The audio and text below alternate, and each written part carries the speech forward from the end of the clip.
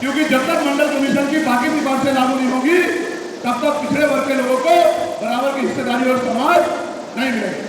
हमारी ये भी मांग है, सरकार कह रही है कि क्रीमी लेयर लागू करना चाहिए और जज साहब भी कह रहे हैं क्रीमी लेयर लागू करना चाहिए।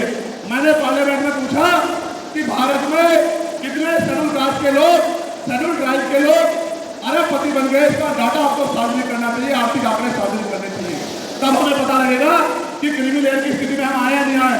आपको शायद जानकारी नहीं है, मैं आपको बताता हूं, आज भी बहुत सारे पदों को एनएफएस करके, नोट फॉर्म सुटेबल करके हमारे योग्य लोगों को नौकरी से निकालने का काम ये सरकारें करती है, क्योंकि कलम की ताकत उनके हाथ में होती है। जिनकी राजसत्ता पे कब्जा होता है, हमारे लोगों का राजसत्ता पे कब्जा नहीं है, इसलिए सारी योजनाएं हमारे खिलाफ बनती हैं। हमारी ये भी मांग है जिस पर मैं गौर कर रहा हूं, सरकार ने कहा, मैं आज इसको भी बोलूंगा, आज अगर मैं इसको नहीं बोलूंगा तो हमारे लोगों को पता ही जाएगा देश में क्या होगा। सरकार ने कहा कि वर्गीकरण लागू होना चाहिए। मैंने आपको बताया कि बातें तो बहुत लोग करते हैं, लेकिन जब आरक्षण पे हमला होता है, जब और किसी तरीके से आरक्षण को खत्म किया जाता है, जब गांव-गांव जाके लोगों को समझाने का प्रयास किया जाता है, तब जिन जातियों को आज सरकार के इशारे से गाली दी जा रही है, उनको ही उन्हीं की जिम्मेदारी मान के लोग घर में बैठ जाते हैं कि भाई यही आरक्षण की रक्षा करेंगे, यही अधिकारों की रक्षा करेंगे। लेकिन सच ये है, अगर सरकार की मंशा वर्गीकरण के जरिए वास्तविकता में निचले पायदान पर बैठे अंतिम व्यक्ति को ऊपर उठाने की होती, तो जिस तरह से 10% आर्थिक आधार पर आरक्षण की व्यवस्था की गई थी, 10% आरक्षण की व्यवस्था जीएसटी के भाइयों के लिए, जीएसटी परिवारों के लिए सरकार कर सकती थी। उनका कोई मतलब नहीं बैठता था कि इन्हीं में टुकड़ा डाल दे, क्योंकि सरकार जानती है इनमें बंटवारा हो जाएगा तो इनके खिलाफ आंदोलन आसान हो जाएगा, इनको पता भी नहीं चलेगा, तब इनके अधिकार खत्म होंगे। मैं आपसे कहना चाहता हूं, सरकार बताए उनके पास वर्गीकरण की क्या पॉलिसी, किस आधार पर वर्गीकरण करना चाहते, कौन से आंकड़े उनके पास है, कौन से डाटा उनके पास है। मैं सरकार से जानना चाहता हूं, सरकार कमेटियां बना दे और वर्गीकरण किस फॉर्मूले पे करेगी ये भी बता दे। हम सरकार को भी सुनना चाहते हैं। अब इस देश में पिछले दरवाजे से कुछ नहीं होगा, जो कुछ होगा आमने सामने होगा। अगर हमारे अधिकारों की बात आएगी तो लड़ाई आमने सामने की जाएगी। सरकार ये भी बताए क्या वो रोस्टर में बदलाव करेगी, क्या सरकार रोस्टर में बदलाव करेगी, सरकार बताएगी। हमारे लोग तो अभी सही तरह चीजों को नहीं जानते हैं। मैं ये भी विश्वास दिलाता हूँ, स्पेशली जीएसटी के भाइयों को कह रहा हूँ, मेरी बात को गौर से सुनना। स्पेशली जीएसटी के भाइयों को कह रहा हूं, उन जातियों को जो लोग आंदोलन कर रहे हैं, आपको एहसास नहीं है, जब देने की बारी आएगी हम बताएंगे अपने भाइयों को किस तरह से आगे बढ़ाया जाता है, किस तरह से उनकी हिस्सेदारी दी जाती है। अभी तो हमको देने कुछ है नहीं। मैं आपको विश्वास दिला कहता हूँ, जीएसटी के जो हमारे भाई हैं, वाल्मीकि समाज के भाई हों, धानुक समाज के भाई हों और बागड़ी समाज के भाई हों और किसी सैती समाज के भाइयों, मैं चंद्रशेखर आजाद वचन देके कहता हूं बहुजन समाज के सामने, ये हमारी आपसी बातचीत है। आप दुश्मन के इशारों पे काम मत करो, हम लोग बैठ के अपनी लड़ाई को निपटा लेंगे। हम लोग अपने आप बैठ के चर्चा करके आपके साथ बैठ के, अगर कहीं हमें कुछ डर भी है, आप चीजों को नहीं समझ पा रहे या हम लोग समझा नहीं पा रहे, अगर आपको अधिकार मिलता है तो बताओ, हमारे किसी व्यक्ति को तकलीफ है क्या, बताओ। अगर हमारे जीएसटी के भाइयों को अधिकार मिलता बताओ, हाथ उठा के बताओ, तकलीफ है क्या हमें किसी को। ये इतना बड़ा जनसमूह गवाही दे रहा है, अगर जीएसटी के भाइयों को कुछ मिलता है तो हमें तकलीफ नहीं है। लेकिन हम इस सरकार की मंशा को जानते हैं, हम इस सरकार को जानते हैं, इनके चरित्र को जानते हैं। ये देना कुछ नहीं चाहती, ये तो इसको हटा के रखना चाहती है। आप ये देख लेना, इन्हीं के कुछ लोग आज सुप्रीम कोर्ट चले जाएंगे। जैसे उदाहरण के तौर पर गौर करो, 69,000 शिक्षक भर्ती में सरकार ने 20,000 पदों पर घोटाला किया। हम लोगों ने आंदोलन किया तो सरकार ने 6,800 नियुक्ति की लिस्ट जारी की, फिर अपने लोगों को हाईकोर्ट भेज के उस पर रोक लगवा दी। फिर हाईकोर्ट में फिर हमारे लोग लड़े तो उन्होंने कहा दोबारा लिस्ट जारी करो, इनको अधिकार मिलना चाहिए। तो वोट लेने के लिए हमारे लोगों के सामने कहा कि भाई मिलना चाहिए, हम समर्थन करते हैं, लेकिन अपने लोगों को सुप्रीम कोर्ट भेज दिया और सुप्रीम कोर्ट में इनके बैठे जजों ने फिर से उस पर रोक लगा दी। इसलिए हमें इनकी नीयत पे सब होता है। मुझे डर ये भी है, अगर ये अधिकार स्टेट गवर्नमेंट को दे दिए गए तो ये कॉन्स्टिट्यूशन का तो बहुत बड़ा वायलेशन होगा ही, 340 का 341 का, लेकिन एबी का। लेकिन सबसे बड़ा खतरा ये है कि कल जो सरकार सत्ता में आएगी वो किसी भी अन्य जाति के लोगों को शेड्यूल कास्ट में उनको शामिल करके आपके पूरे अधिकार को छीन बीन कर सकती है। अगर ये पावर स्टेट को मिल गई, हमें सरकार की मंशा से गिरफ्तार है। हमने ये भी मांग किया, आपको याद होगा, यूपी के साथी हमारे जानते हैं, हमने 2 साल पहले, पौने 2 साल पहले बात की थी कि जो 52% ओबीसी है उनको 27% रिजर्वेशन सुप्रीम कोर्ट के लोगों ने दिया, आबादी से आधा। सुप्रीम कोर्ट ने मंडल कमीशन की रिपोर्ट के बाद ना चाहते हुए सरकार ने कर दिया, तो सुप्रीम कोर्ट ने अपने तरीके से रोक लगा के 27% दिया। हमने मांग की पौने 2 साल पहले यूपी में गोरखपुर में पीसी करके कि ओबीसी की आबादी को 52% तो 15% 27% से अलग अलग से पिछड़ी जातियों को करानी चाहिए। मांग हमने पौने उसी दिन हमने मांग था कि हमें न्याय चरित्र है। हम बाबा साहब अम्बेडकर को मानव काशीराम साहब को अपना नेता मानते हैं, हम ज्योतिबा फुले साहूजी महाराज को अपना नेता मानते हैं। हमने मांग उठाई थी, हम हमारा रामपुर वर्मा और सर छोटूराम को अपना नेता मानते हैं, हम चौधरी महाराज सिंह भारती को अपना नेता मानते हैं, हम कोतवाल सिंह गुजर को अपना नेता मानते हैं। हमने मांग उठाई थी कि भाई हमारी आबादी बढ़ रही है, 2011 के बाद जनगणना नहीं हुई और जब जनगणना हुई उसके आंकड़े जारी नहीं हुए, इसलिए हम लोग मांग करते पहले तो उनको तैयार किया जाए और फिर उनको 5% अपनी कार्यक्रम शेड्यूल कास्ट में 15% अतिरिक्त देकर उनको में लाया जाए। जब हम 2 साल की मांग कर रहे हैं तो हम डीएससी के भाइयों के विरोधी कैसे हो सकते हैं? तब तो आंदोलन मिलना चाहिए, लेकिन मैं आज भी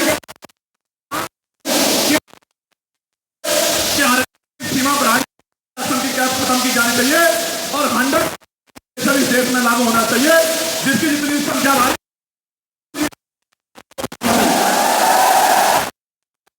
आप फिर कह रहा हूं जातिगत कराओ और 100% आरक्षण करो।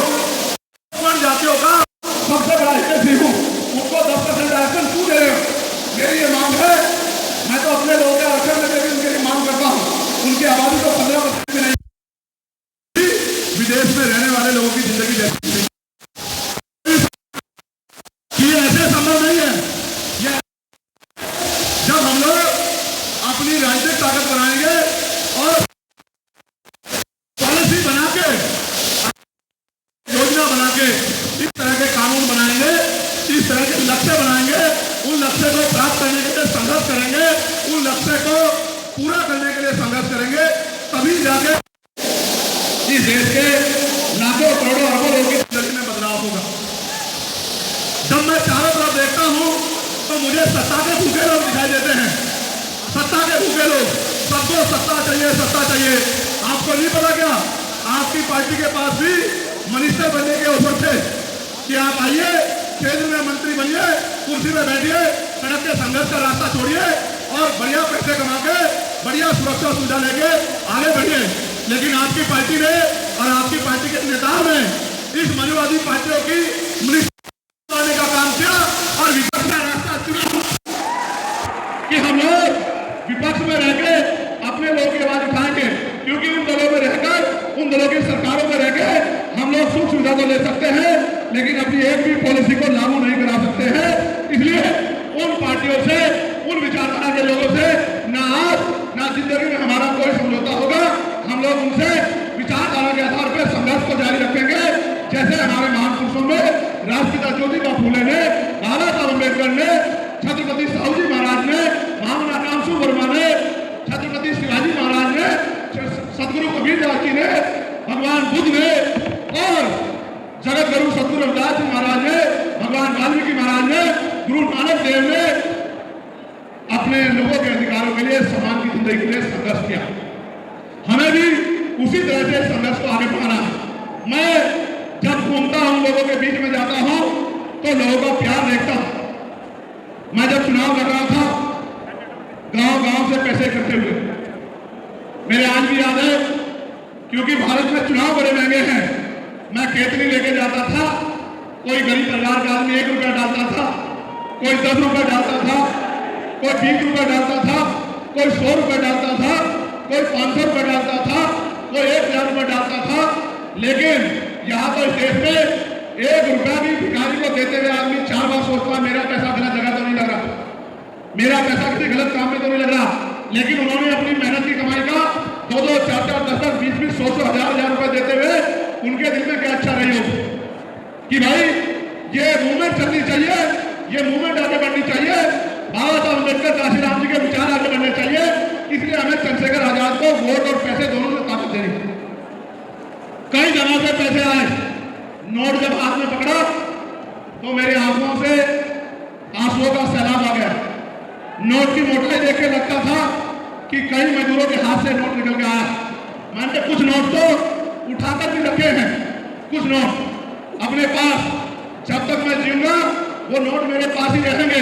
वो नोट नहीं, मेरे लिए वो उन गरीबों का आशीर्वाद है मेरे सर पे, जिन्होंने हम लोगों पर भरोसा किया।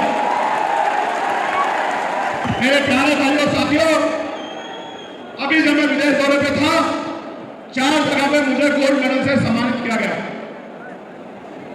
मैंने उनकी भावनाओं का ध्यान रखते हुए वो गोल्ड मेडल तो ले लिए, लेकिन आपको याद होगा मैंने हाथरस की घटना के बाद, हमारे दिल्ली के लीडर सब लोग जानते हैं, ये संकल्प लिया था कि जब तक इस देश में हमारा राजकाज नहीं आएगा, बहुजन समाज के लोग इज्जत की जिंदगी नहीं हासिल कर लेंगे, तब तक मैं किसी भी तरह की माला नहीं पहनूंगा, चाहे नोटों की हो, चाहे फूलों की हो, चाहे कागजों की हो, कैसी भी माला हो। आज जब मैं यहाँ जाता हूँ प्रदेश भर में, तो माला लेकर स्वागत करता है। मैं आपसे भी हाथ जोड़ के यही कहता हूँ कि मैं माला नहीं पहनता हूँ। जब मैं नगीना चुनाव लड़ने गया तो वहाँ के लोग भी माला लेके आते थे, मैं उनसे कहता था मैं माला नहीं पहनता हूँ, तो वो कहते चुनाव जीतने के बाद पहनाएंगे। तो मैंने कहा कि मैं चुनाव जीतने के लिए के बाद भी नहीं पहनूंगा, क्योंकि मेरे चुनाव जीतने से बहुजन समाज की गरीबी, बेबसी, लाचारी नहीं खत्म होगी। हम लोग भी माला पहनना चाहते हैं, वो दिन भी आए, लेकिन वो कभी आएगा जब इस देश में बहुजन समाज का व्यक्ति जो बाबा साहब अम्बेडकर की विचारधारा पे जीता हो, जो हमारे संतों गुरुओं महान पुरुषों की विचारधारा पे जीता हो, जब वो इस देश का प्राइम मिनिस्टर बनेगा, तब हम लोग भी माला पहनेंगे। उससे पहले हम लोग माला नहीं पहनेंगे।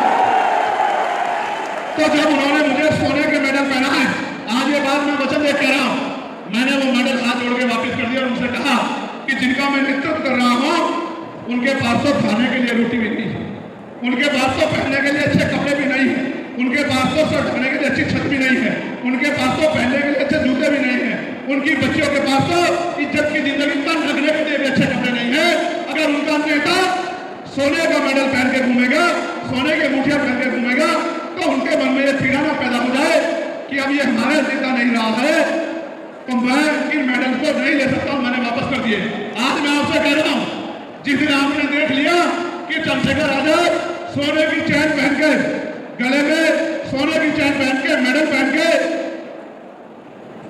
सोने की घड़ी पहन के, सोने की अंगूठिया पहन के घूमने लगा है, आप समझ लेना आपका नेता बिक गया है, वो आपका नेता नहीं रहा, अब वो बंगाल है।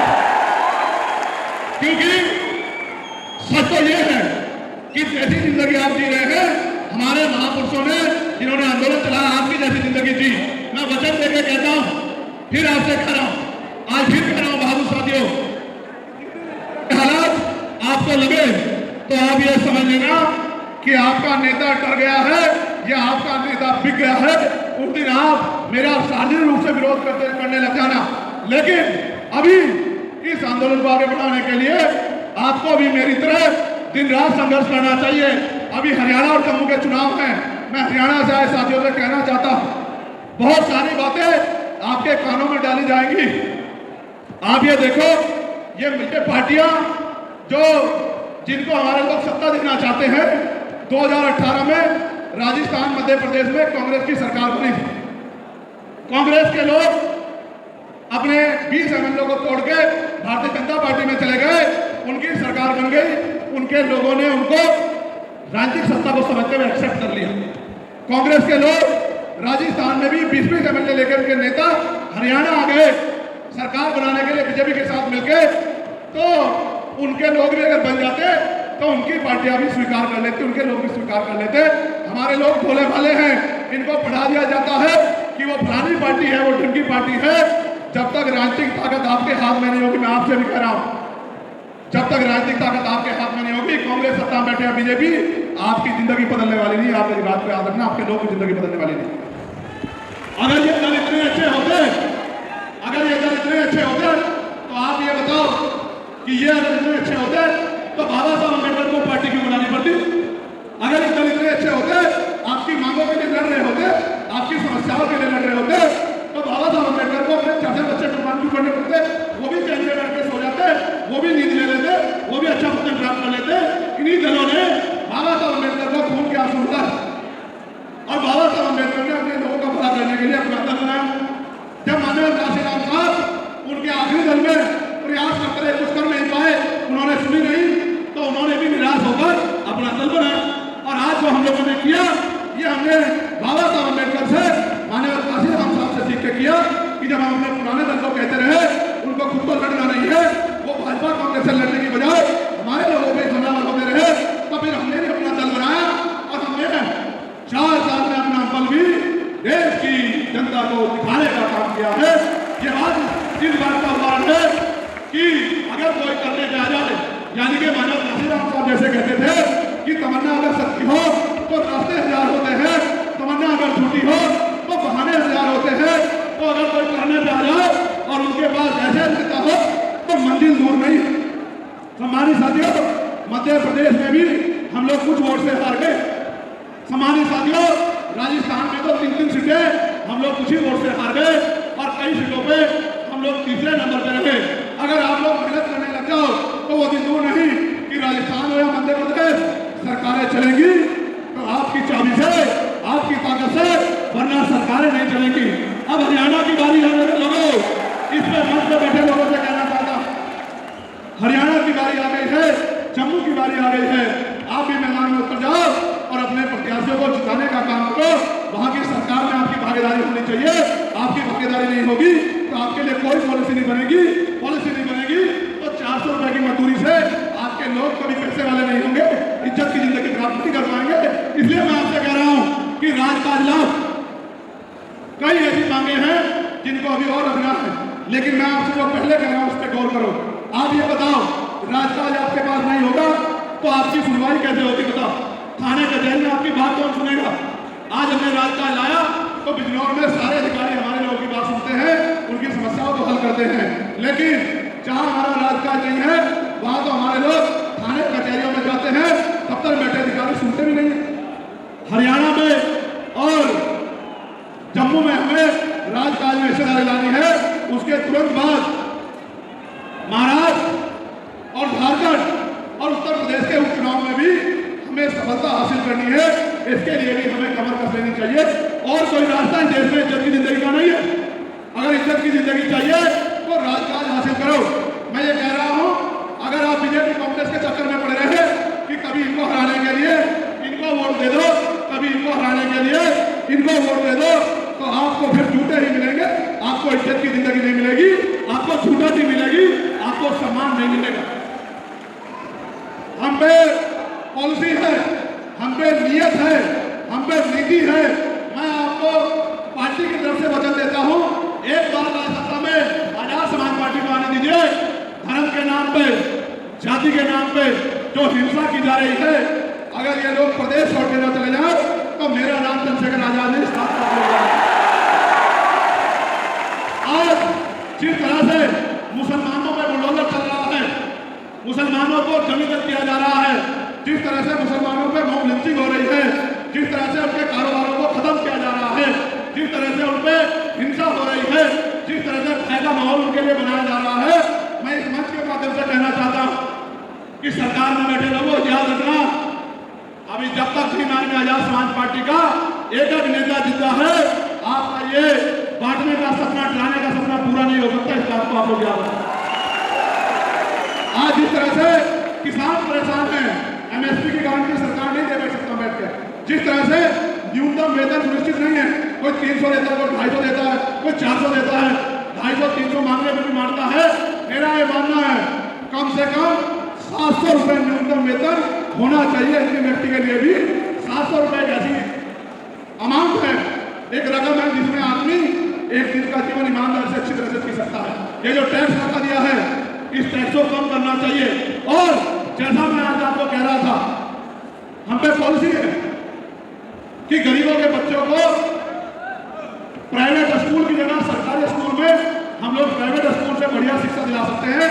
जब हम ये कानून बना देंगे कि चाहे मुख्यमंत्री हो, राज्यपाल हो, मंत्री हो, विधायक हो, सांसद हो, क्लास 1 का अफसर हो, क्लास 4 का अफसर हो, सबके बच्चे सरकारी स्कूल में पढ़ेंगे, तब सरकारी स्कूल में प्राइवेट स्कूल से ज्यादा बेहतर शिक्षा आएगी, तभी जाके देश में बदलाव होगा। क्योंकि बिना शिक्षा के हम लोग 2 बुजुर्ग को भी नहीं जानते। हमने ये पॉलिसी बनाई है कि जब हमें राज आ जाएगा तो हम लोग जितने भी सरकारी अस्पताल है उनकी काय कर देंगे। और चाहे मुख्यमंत्री हो, राज्यपाल हो, मंत्री हो, विधायक हो, सांसद हो, डीएम हो, एसपी हो, एएसपी हो, डीएसपी हो, सीओ हो, थाना इंचार्ज हो, कानून हो, तहसीलदार हो, एसडीएम हो, पटवारी, सेक्रेटरी, सरपंच हो, जिला पंचायत का मेंबर हो, कोई भी आदमी हो जो सरकारी सुविधा लेता है, सरकारी तनख्वाह लेता है, या किसान मजदूर हो, सबका इलाज सरकारी अस्पताल में होगा। जिस दिन ऐसा हो जाएगा, इलाज की कमी कारण गरीबों की जान नहीं जाएगी। मैं ये भी कहना चाहता हूँ बहुत जिम्मेदारी के साथ, अब समय आन पड़ा है कि हमें घर से निकल के भाईचारा बना के अपने दल को मजबूत करना पड़ेगा और अपने दल को मजबूत करके राजनीतिक ताकत अपने हाथ में लेके इस चुन जाति की जिंदगी को समाप्त करना पड़ेगा। आप ये बताओ, क्या महिलाओं पर हिंसा सरकार रोक पा रही है? क्या महिलाओं पर हिंसा सरकार रोक पा रही है? रोज अखबार पढ़ो, उत्तर प्रदेश का, कोलकाता का, हरियाणा का, दिल्ली का, राजस्थान का, मध्य प्रदेश का, पंजाब का, तो इतनी घटनाएं होती हैं। किसी बेटी का बलात्कार, किसी बेटी की हत्या, किसी बेटी को जला दिया, किसी बेटी को मार दिया। और यूपी में तो ये घटनाएं तेजी से बढ़ रही हैं।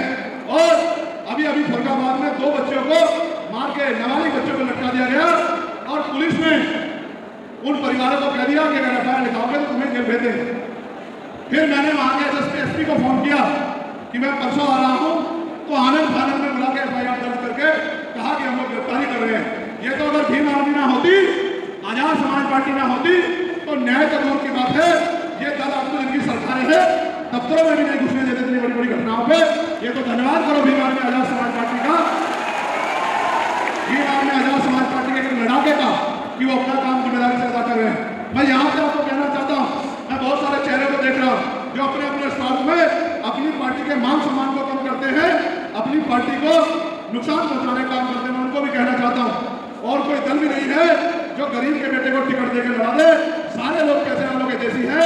आजाद समाज पार्टी ऐसा दल है जहाँ से किसान, मजदूर का बेटा भी, कर्मचारी का बेटा भी विधायक बन के आने वाले समय बनेगा। इस बात को अब हम पे 3 लक्ष्य हैं आगामी। पहला,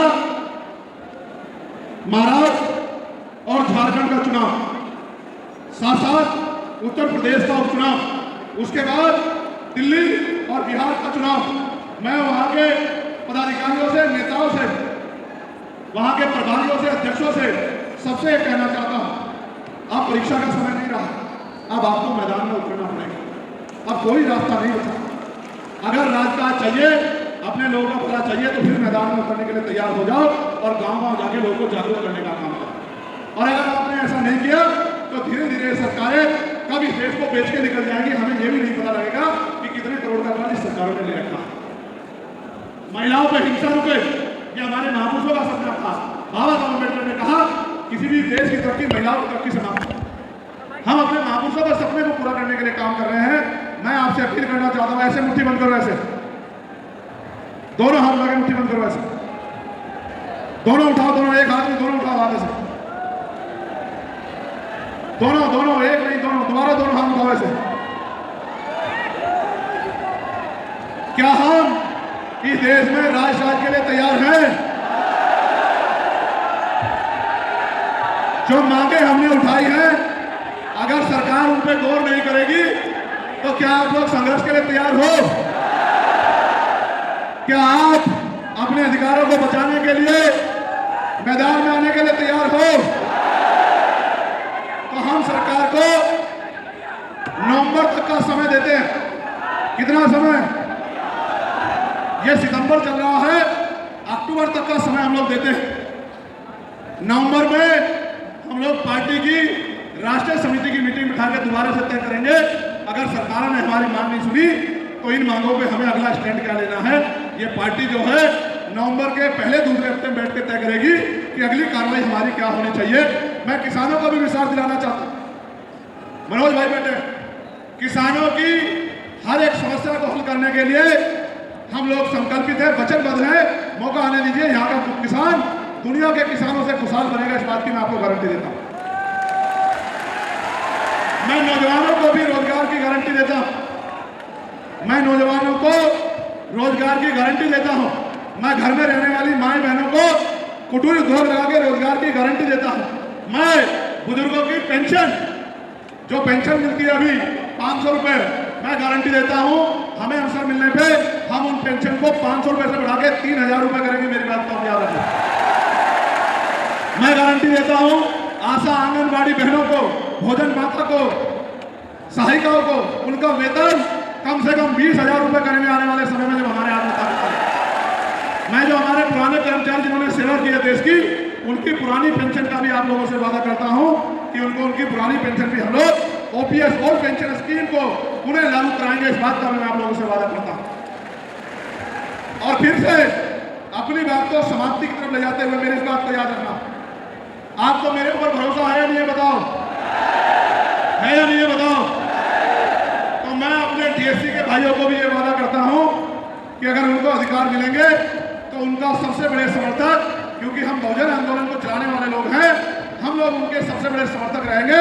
आने वाले कल में हम लोग उनके साथ बैठ के उनको क्या महसूस होता है, वो क्या सोचते हैं, उनके साथ भी चर्चा करेंगे। मैं ये भी नकारता हूँ कोई अगर ये कहता है कि डीएससी के लोग पढ़े लिखे नहीं है, वो पढ़ते नहीं है, वो धार्मिक है, कोई इस तरह की बातें करता है, तो मैं इस बात का भी खंडन करता हूँ कि हमारे पढ़े लिखे समाज को ऐसा कोई भी टिप्पणी नहीं करनी चाहिए।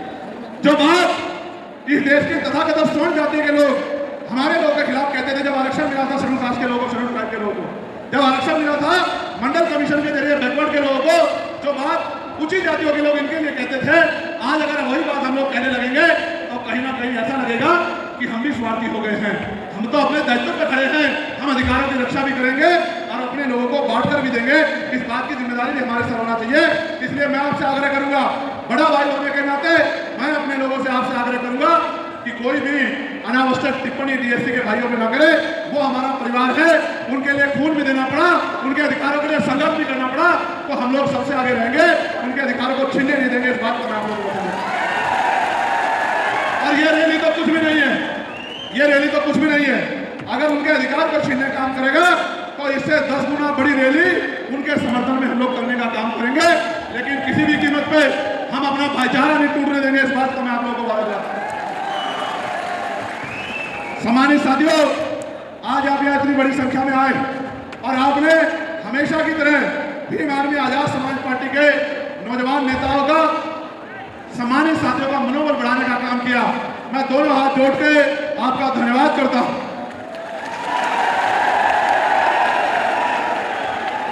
आप जानते हैं मेरे पिताजी प्राइमरी स्कूल में हेडमास्टर थे। मैं तो गरीबी से निकल के आया, बेबसी लाचारी से निकल के आया, मगर मुझे खुशी है कि भीम आर्मी आजाद समाज पार्टी में जो राष्ट्रीय स्तर का, प्रदेश स्तर का नेतृत्व है, वो इतना समझदार है, इतना समर्पित है, इतना ऊर्जावान है कि कभी कभी हम लोग भी अपने आप को गौरवान्वित महसूस करते हैं कि अगर ये पुराने मिशनरी साथी नहीं होते तो शायद आज आंदोलन यहाँ नहीं पहुँच पाता। नौजवानों का अनुभव, नौजवानों की ऊर्जा, जुनून और सीनियर साथियों के अनुभव ने आज देखिए 4 साल के अंदर पूरे भारत में भीम आर्मी आजाद समाज पार्टी का डंका बजा के रख दिया। ये कोई छोटी बात नहीं। सिद्धार्थनगर से लेके भगवान बुद्ध की धरती से आए हमारे नेताओं से लेके और आगरा से लेके और हमारे पूरे बस्ती और तमाम उत्तर प्रदेश के नेताओं ने और देश भर के नेताओं ने जिस तरह से संघर्ष किया, हमारे बीच में भीम आर्मी के राष्ट्रीय महासचिव मेरे भाई कमल जी, उन्होंने जिस तरह से कुर्बानियां देकर संघर्ष किया, हमारे बीच में भाई रविंद्र भाटी जी हैं, भाई सतपाल चौधरी जी हैं, निजाम भाई, गुलजार भाई, गाजी भाई, जिन्होंने खूब संघर्ष किया। हमारे बीच में हमारे सत्येंद्र अशोक जी, हमारे गुरुजी तेगवाल जी, अश्वनी जी, कोकारिया जी, हमारे डॉक्टर ब्रजपाल जी, हमारे नयन जी, हमारे उपासक जी महेंद्र सिंह जी, अहमद तोमर साहब, सुनील चित्तौड़ जी, मोहन लाल जी, हमारे जो है पूर्व विधायक जी, हमारे आकिब साहब, जॉर्ज साहब, जिस तरह से हमारे एक्स जो है हमारे प्रमुख सचिव साहब नीलरतन जी, हमारे तमाम साथियों ने जिस तरह से संघर्ष किया है, वो योगदान हमारे आर्या जी जिस तरह का योगदान उन्होंने दिया है वो अतुलनीय है। मैं धन्यवाद दूं, आज मैं जो कुछ उनकी वजह से हूँ। साथ साथ हमारे राष्ट्रीय महासचिव रविंद्र भाटी जी, हमारे राष्ट्रीय महासचिव भाई हिमांशु जी, और हमारे सबसे मजबूत पीलर हमारे नेता हमारे राष्ट्रीय अध्यक्ष भीम आर्मी के नीलरतन सिंह जी, मैं इनका भी बहुत सभी का धन्यवाद देता हूँ, उन्होंने बहुत मेहनत की है। साथ साथ मैं भीम आर्मी के आखिरी कार्यकर्ता का जो गांव में रहता है, जिसको लोग नहीं जानते, जो आजाद समाज पार्टी का बूथ का अध्यक्ष है, सेक्टर का अध्यक्ष है, जो हमारी जिला विधानसभा कमेटी के नेता है, प्रदेश के नेता, जिनका नाम मैंने नहीं लिया, मैं उनका भी धन्यवाद करता हूँ। अगर वो लोग संघर्ष नहीं करते तो आज हजारों हजारों रुपये फिर नहीं उड़ा करती जब मैं जाता।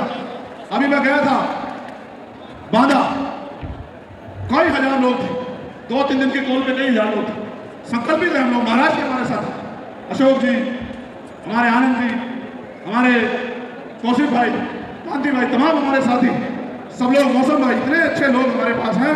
हमारे नगीना लोकसभा के लोगों का तो मैं कितना शुक्रगुजार हूँ, उनके लिए तो शब्द ही कम है मेरे पास। आप देखो विदेश में भी नगीना के लोग जानते हैं, मुझसे कहते थे स्पीच करते हुए, नगीना से आए हमारे सांसद। तो आप देखो नगीना को तो देश के लोग भी जान गए। मैं भीम आर्मी स्टूडेंट फेडरेशन के लोगों का, हमारे अनुशासन समिति के लोगों का, हमारे मिशन 78 के हमारे बड़े भाइयों का भी मैं धन्यवाद करता हूँ।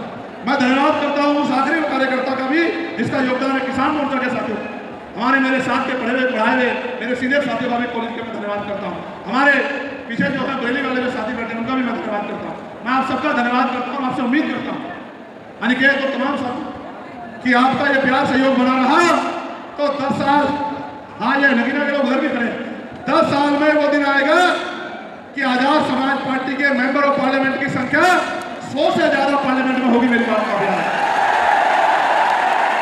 100 से ज्यादा। उधर भी नगीना के लोग खड़े, वह नगीना के लोग, श्योरा के लोगों का मैं पुलिस के साथियों का भी धन्यवाद देता हूँ, ये भी बहुत मेहनत करते हैं पुलिस के साथ। मैं श्योरा के लोगों का, मैं सहसपुर के लोगों का, शेरकोट के लोगों का, मैं धामपुर के लोगों का, नगीना, नजीबाबाद, नेटौर के लोगों का, मैं सहारनपुर के लोगों का, मैं सब लोगों का धन्यवाद करता हूँ। अगर कोई छूट गया तो मुझे बता देना, कोई कस्बा छूट गया मुझे बता देना। किरतपुर के लोगों का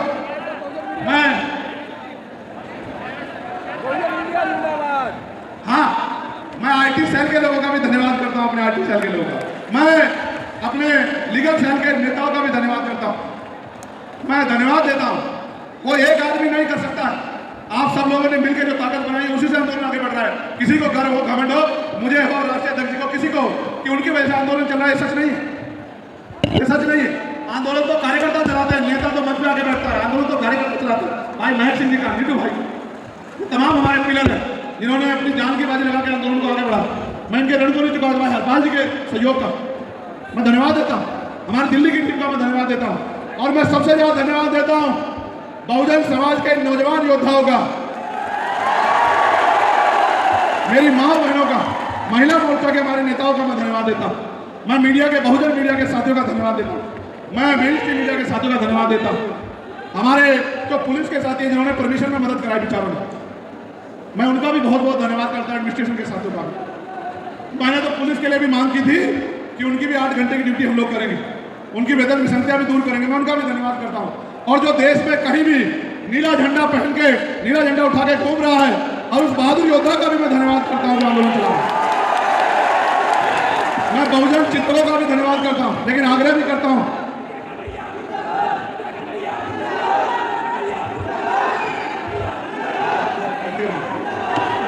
एक मिनट तो बोलो,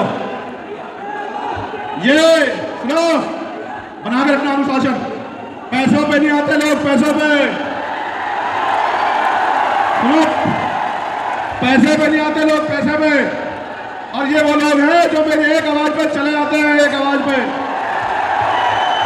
पैसों पे नहीं आते लोग, पैसे पे। और ये वो लोग हैं जो मेरे एक बुलाव पे चले जाते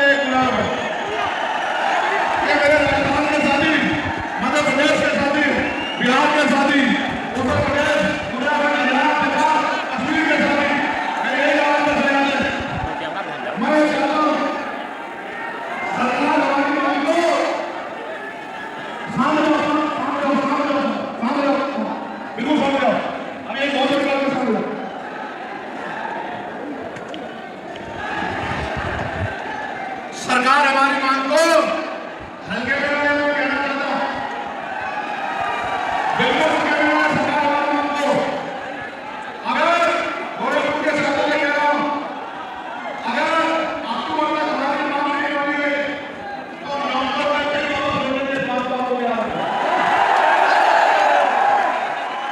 हमारी जिंदगी क्या जिंदगी है सरकार ने शुरू करवा है। अगर अक्टूबर तक मांग नहीं मानी गई तो प्रधानमंत्री जी आपसे कहता हूं कि नवंबर में फिर लौटेंगे, कितनी ताकत से लौटेंगे, कितनी छोटी बनेगी हमारे बैंक के साथियों का, बीएसएफ के साथियों का, रेलवे के साथियों का, सबका धन्यवाद करता हूं।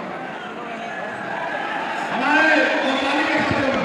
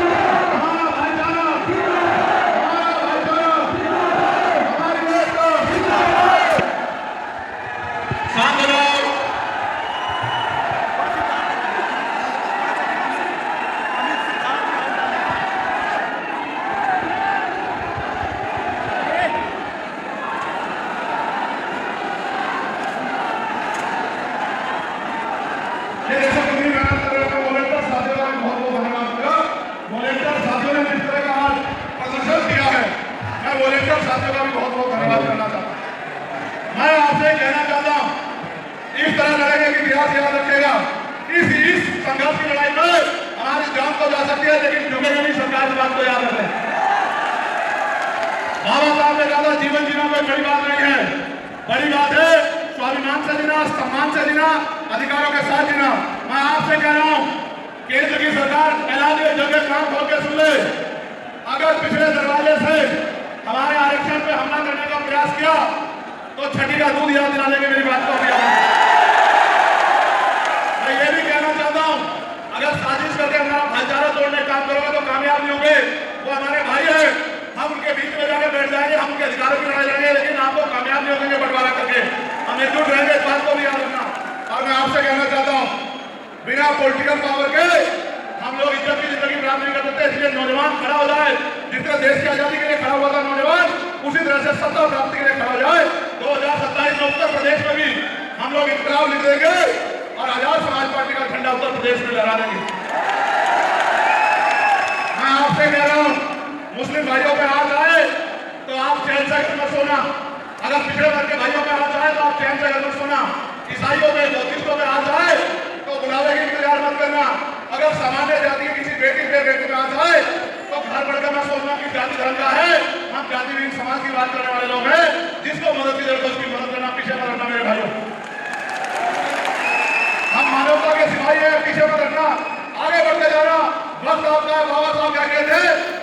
21वीं सदी हमारी है। अमित कसाना जी का नाम छूट गया था, मैं अमित कसाना जी का भी धन्यवाद करता हूँ। मैं आपसे कहना चाहता हूँ, रामे प्रधान जी यहाँ नहीं है, धर्मवीर बलवाल जी, रामे प्रधान जी का भी धन्यवाद करता हूँ। मैं आपसे कहना चाहता हूँ, सुनो, इतिहास हीरो को याद रखता है, कायरों को याद नहीं रखता। मेरी बात को याद रखता। जिंदगी लंबी नहीं, महान होनी चाहिए। 21 तारीख को बताओ, हम लोग सड़कों पे उतरे थे, नहीं उतरे थे, बताओ। और अगर आगे भी अधिकारों को बचाने की बात आई तो सड़कों पे उतरेंगे और सड़कें जाम भी कर देंगे। मेरी बात